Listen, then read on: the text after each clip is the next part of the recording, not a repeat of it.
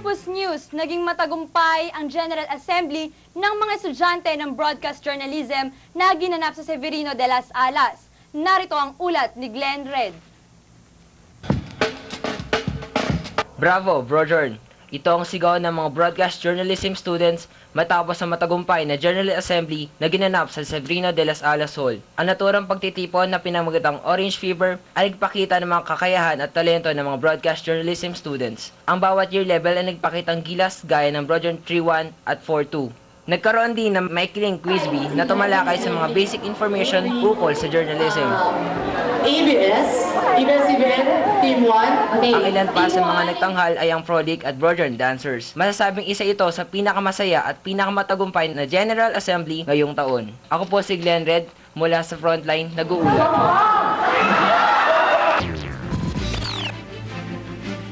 Bagong mata ng documentaries. Ito ang tema ng kauna-unahang ABC5 Docu-Tour na inihanda ng Kolehiyo ng Malayang Sining.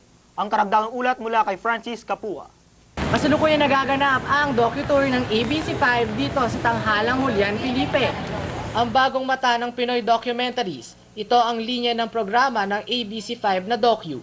Ang DocuFest ay pinunganahan ni Ann Torres na nagtalakay kung ano ba talaga ang docu at ang kanilang direktor na si Dutch Diliage na tinalakay ang paggawa nito. Matapos ang talakayan, nagkaroon ng open forum na nagbigay daan upang magkaroon ng ideya at mas kapaki-pakinabang na technique sa paggawa ng docu para sa mga estudyante. Let me start by answering the question yung pinost kanina. How do you define document? Hindi ng mga document. Kaya nga, yung namin document sa Frontline. Para naman sa Tinig Lasaliano, ano nga ba ang masasabi ng mga mag-aaral ng De La Salle University Dasmariñas ukol sa napapabalitang EDSA 4? Ang mga sagot dyan, hatid sa inyo ni Purple Romero. Nasa Kongreso ang kaso impeachment, tapos na constitutional na paraan. Susunod naman, magkakaroon na tayo ng paglaban ulit sa kali.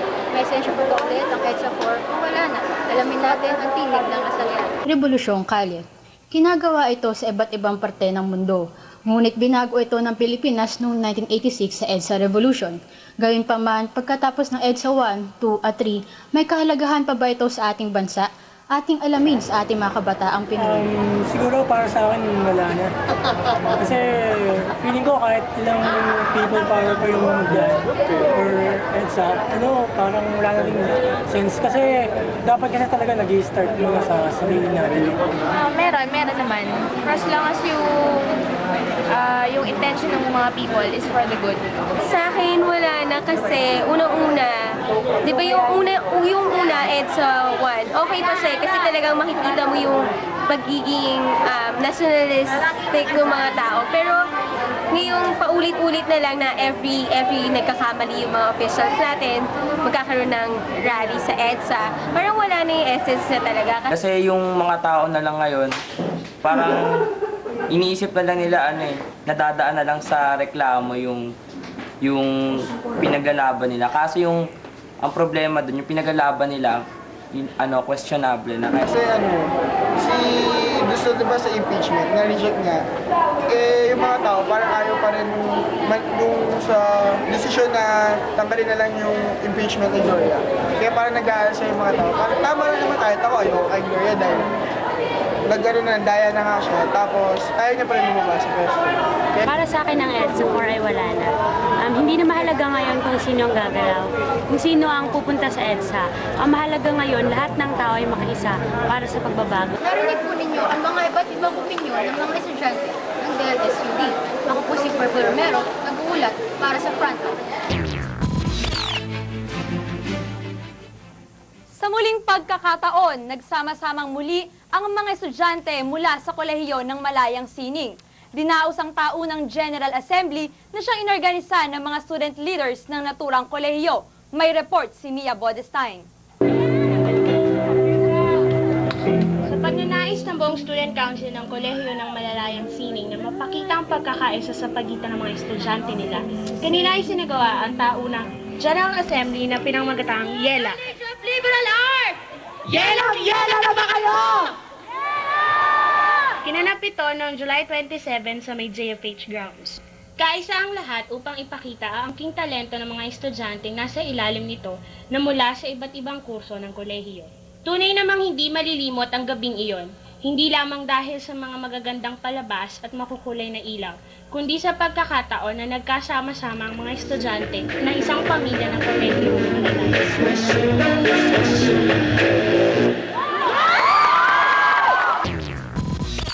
Abangan ng Police Watch sa pagbabalik ng Frontline.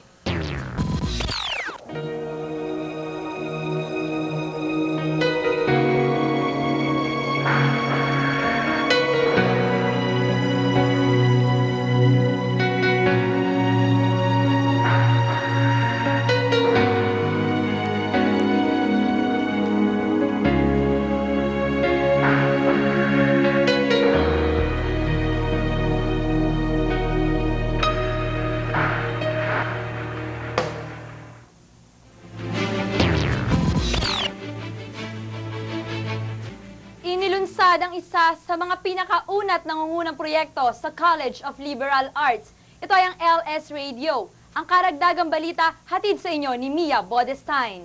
Nandito po tayo ngayon sa LSU Branson upang saksiyan ang launching ng 95.9 Campus Radio ng De La Salle University Las Marinas. Sa pinagsama-samang puwersa ng mga banda sa loob ng DLSUC, tunay namang niyamit ito ang launching ng 95.9 Campus Radio. First, thank University Student Council.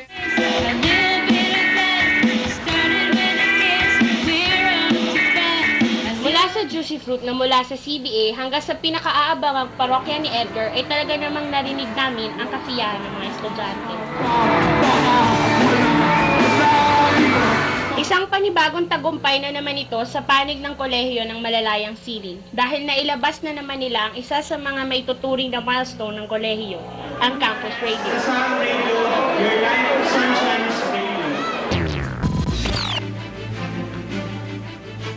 Ang University Student Council ay nagsagawa ng popular conference kamakailan lamang. Ang detalye sa ulat ni Manilyn Valdesco. Ngayon sa labas ng College of Engineering and Technology Exhibition Hall kung saan nagaganap ang first USC Popular Conference na nilahukan ng iba't ibang kinatawan mula sa iba't ibang kolehiyo ng De La Salle University, Las Marinas. Ang Popular Conference na pinangunahan ng University Student Council sa pamumuno ni Mr. Raymond Doblon ay nagbigay daan upang marinig ang mga grievances o hinaing ng mga estudyante mula sa iba't ibang kolehiyo. Okay. So, yung popular conference po natin is organized by University Student Council. Bale, so project po natin siya, every month po siya ginagawa. Bale, ito po yung first popular conference natin. Bale, ang topic po niya sa grievance procedures. Bale, dito isisingit na rin natin yung open forum regarding dun sa stand ng De La Salle University System regarding dun sa Gloria Gates. Ang pagpapaunlak ng head ng University Discipline Office para maging speaker ay nakatulong ng malaki upang maliwanagan ang mga dumalo ukol sa kanilang mga karapatan bilang estudyante. So, scratch my back and scratch yours. But generally, when we speak about grievance, Ito po si Manilyn Valdesco, nag-uulat. Kamakailan lamang ay naibasura na ng impeachment ang Kongreso. Ngunit ating balikan ang mga pangyayaring nagbibigay daan sa mga isyu sa politika na ating kinaharap ngayon.